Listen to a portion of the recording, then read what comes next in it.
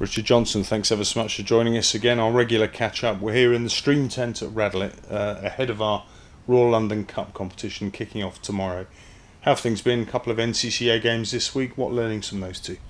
Yeah, had a good couple of days playing against those guys. Gave us an opportunity to swap our teams around, look at different tactics, different ways we want to try and play and approach the game, different lineups. So we got a lot out of it, I would say. So yeah, puts us in a good place for the game tomorrow. A fair bit of flack coming our way for the defeat to Berkshire. Obviously, we weren't the only first-class county to lose. Our good friends Surrey lost, as did Durham. Would it be fair to say, I know this is a squad game, obviously there were players rested for that Berkshire game, would it be fair to say a weakened side put out for that one, so we can't read too much into it? I don't know if it's weakened. We on purposely try to rest the guys that have played a lot of cricket up in Durham. A couple of the guys still wanted to play, but we rested as many as we could. Gave everyone in the squad an opportunity to put their hand up. We tried something out tactically in that game and it backfired on us, but that's the time to try things out, isn't it? Absolutely, yeah. So we worked out a few things from that game that we put into the next game that went nicely. So we feel that both games have been massively beneficial to us. No one likes losing any cricket, we know that. We want to win everything. Spoken about that before. But those are the games where we have to try things to see how we want to set up when the competition starts for real. I guess also a good opportunity for you to see Max Holden's first opportunity leading the side out, which he did against Berkshire. Big step up for Max, a lot to learn obviously. How did he go well? One game, one loss. No, he was great. He likes the leadership opportunities, so we gave him for that game, and he seemed to really thrive with it. So no, really happy with him. Good stuff. Obviously moving into that Hertfordshire game, fantastic to get Esky back. Brilliant 160 up top from him. Crackers backed up his 100 against Berkshire with another 50. Nice knock from Mark Stoneman. Couple of wickets for Ethan. Couple of wickets for Tillan. Kind of went beautifully really, that Hertfordshire game. Just getting those boys back in, blending them back in. Has that given you a real kind of feel for the side that you're going to be looking to put out over the next 4 weeks? Yeah, absolutely. I think we've spoken again before about change of formats, and the players are not robots. They don't just switch in straight away to a different format. And yes, there is more crossover between 50 over and Championship cricket than there is T20 cricket, but it still takes a bit of time to get into that groove again.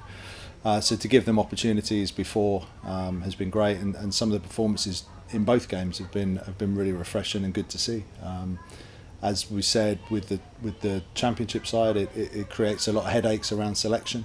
We haven't lost that many to the 100, so it does create more headaches around who you pick and the guys that are missing out, because obviously around this time of year there's not a lot of cricket other than the 50 over and the 100. So there's not much cricket for the guys who do miss out to go and play. It's difficult for them to then knock on the door to get in the team. So it's a tricky period for a lot of our players during this time.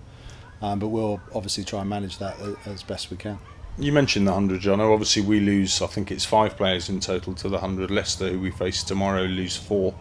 I guess with losing those players, a couple of key bowlers in there, Rojo and Helmy, does give opportunities, of course, to other young players. You of course named Toby Greatwood in the squad for this one. Toby obviously made a bit of a mark last year when he came in and played some T20 stuff. It'd be great to see him get a good run. Absolutely. He played a couple of T20 games. Max Harris, another one to miss out this time round, but again has shown what he can do in white ball cricket. As I said, even though we're strong, we've still got obviously young players and senior players who are going to miss out along the way as well, which makes it really difficult for those guys. But hopefully the guys that are in will take their opportunity, and they'll know that if they don't, obviously there's some good players knocking on the door as well. So we're really looking forward to the tournament. We spoke earlier this year, Jono, around the T20 stuff, when it was very much taking everything one game at a time. I don't expect you to change your answer on this occasion, but looking ahead to the Royal London One Day Cup, or Royal London Cup as it's called now, do you look at that as a competition that we can seriously challenge? Because looking at our 11, you've got a really strong batting line up there with some quality with the ball there. We look pretty well balanced for this format. Yeah, I think challenging is definitely a word that we'd use. Obviously, we spoke a lot about the T20 and a young team, and we wanted to give experience to. We want to try and win games, but we didn't come off the right side in the T20s a lot of the time. But we did say at the start we wanted to give those guys experience. This is a slightly different makeup. We've got a lot more senior players around in the 50 over competition that have been there before and done it, mixed in with some really good youngsters. And yeah, we want to compete every game. We feel we've got a chance to do that, and we'll be trying hard to obviously win every game. But as we've spoken about before, there's always a process to that as well. So we don't change. We're gonna, we've got our identity that we'll work towards. The boys are bought into it, and we'll be trying hard every game to try and win. Good to hear. I guess one real bonus here is we're going into a white ball format and a white ball competition with 2 overseas players, which wasn't the case throughout the T20 because there was lots of ins and outs. How's Peter Malan and Umesh Yadav settled into the squad? Both look to have hit the ground running. Obviously Peter scoring runs, Yadav taking wickets. They look to have settled in well. Yeah, really well. Couldn't ask for more, to be honest. We've been very, very lucky, and I say lucky, also thought out by obviously Coley and the staff about who we go for, and so far every overseas player we've had has fitted in absolutely brilliantly, and these two are no different.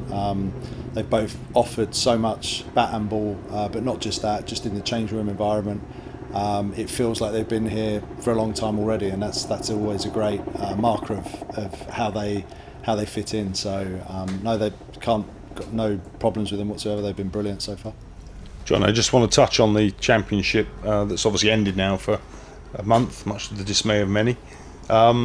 Finished with a couple of draws, obviously against Sussex and against Durham, both times bowling first. Very nearly got ourselves over the line against Sussex. A tough one up on a flat one up in Durham, but that I guess puts an enormous amount on the Glamorgan game, which is when we return to Lords. That'll be the first fixture up. That's now a massive game. Yeah, we started the season obviously with a 6-game run, which we built momentum. All the little bits went our way under pressure. All the little edges, the top edges, the 50-50 LBW, all the things that when you have momentum they go your way, and we rode that, and we rode it brilliantly. And then the last sort of section of cricket after a bit of T20 and throwing a couple of champos in the middle of T20 has been tough. We lost a little bit of that momentum, but I think I said post one of the games, we haven't been outplayed in any game. We haven't been beaten badly or anything in any game. We've competed in every game. Even the 2 that we lost were 2 exceptional innings that took it away from us. So we feel like even though we haven't won in that little period, we're not a million miles away from it. And all those little bits that went our way in the previous 6 games went against us in these games. So we're still feeling very confident in our 4-day game and the way we're setting up.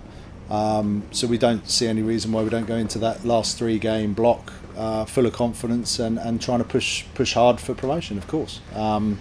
We've done that from the first day. That's what we've tried to do.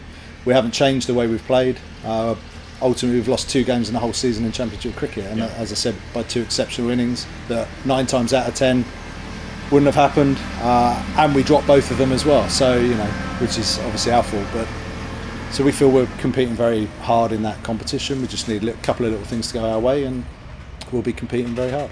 Good stuff. Well, look, Jono, thanks so much for joining us. Always good to have a catch up with you. All the very best of luck over the next 3 or 4 weeks. I'm sure we'll catch up between it.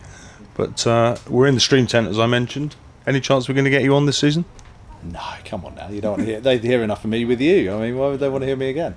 Yeah, it's a fair point you make. Jono, thanks again, and good luck tomorrow. Cool. Thank you.